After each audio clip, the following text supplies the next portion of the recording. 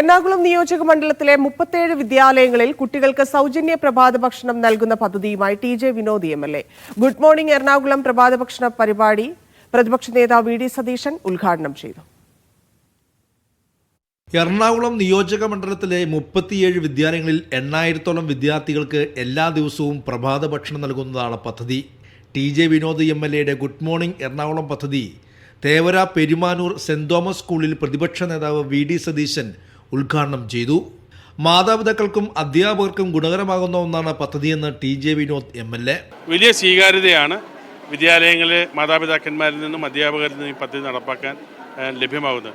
നമുക്കറിയാം, ഒരു വിദ്യാർത്ഥി രാവിലെ ക്ലാസ്സിലേക്ക് വരുമ്പോൾ ഭക്ഷണം കഴിച്ചിട്ടില്ല എങ്കിൽ അവന് ഉണ്ടാകുന്ന പ്രായോഗിക ബുദ്ധിമുട്ട് നമുക്ക് എല്ലാവർക്കും അറിയാം.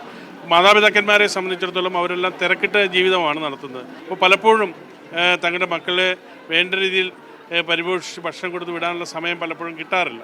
അപ്പം അങ്ങനെയുള്ള മാതാപിതാക്കന്മാരെ സംബന്ധിച്ചിടത്തോളം അവർക്കും വലിയൊരു ആശ്വാസമാണ്. കഴിഞ്ഞ 4 വർഷമായി പ്രഭാത ഭക്ഷണ പദ്ധതി എറണാകുളം നിയോജക മണ്ഡലത്തിലെ സ്കൂളുകളിൽ തുടർച്ചയായി നടത്തി വരികയാണ്. മീഡിയ 1 കൊച്ചി.